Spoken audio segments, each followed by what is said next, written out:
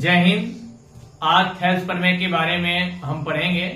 Thales कहते हैं एक त्रिभुज के एक भुजा के समांतर खींची गई रेखा अन्य दो भुजाओं को जिन दो बिंदु पर प्रतिच्छेद करती है वह त्रिभुज को समान अनुपात में विभाजित करती है। तो चलिए देखिए हम क्या कहते हैं।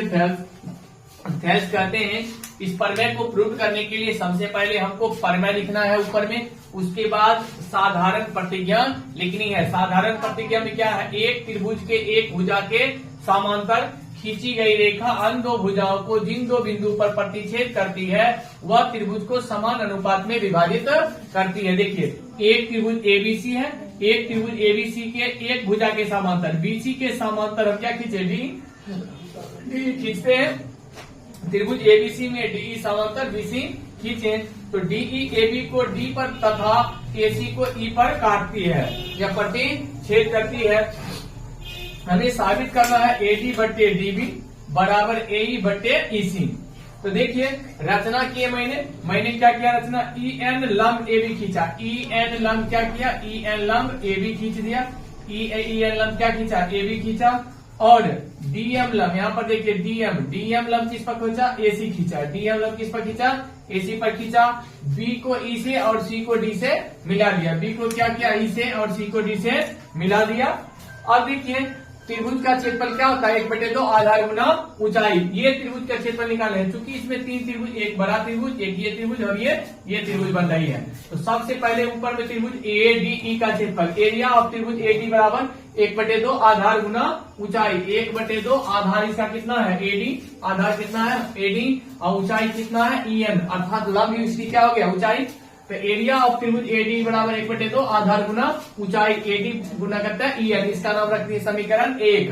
अब त्रिभुज ले लिए इस साइड बराबर BDE, देखिए त्रिभुज लिए BDE में, ये त्रिभुज में, तो त्रिभुज BDE में 1/2 आधार कितना हो जाएगा, BD, आधार BD, चूंकि ये त्रिभुज ले रही है तो आधार कितना हो जाएगा BD और ऊंचाई कितना है, ऊंचाई हमको हो जाएगा EN, क्योंकि EN ही कची है, इसकी भी ऊंचाई है, इसकी भी ऊंचाई कितना है EN।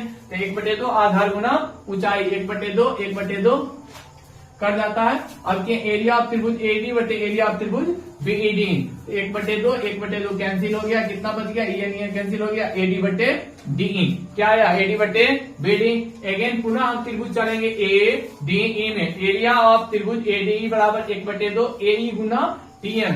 एक बेर हमको ऊंचाई लेना था EN ले लिए और एक बेर ऊंचाई लेना है DM, एक बेर EN और एक बेर DM ऊंचाई लिए, 1/2 आधार गुना ऊंचाई। अब पुनः त्रिभुज अब इसमें चलेंगे DEC में, इसमें चलना है त्रिभुज में, अगेन में त्रिभुज ADE में, ED में चले थे, अब हमको चलना है CDE में, CDE में, CDE में चलेंगे, CDE में क्या हो जाएगा, 1/2 आधार कितना हो जाएगा EC, आधार EC अब गुना करता है DM, गुना कितना DM।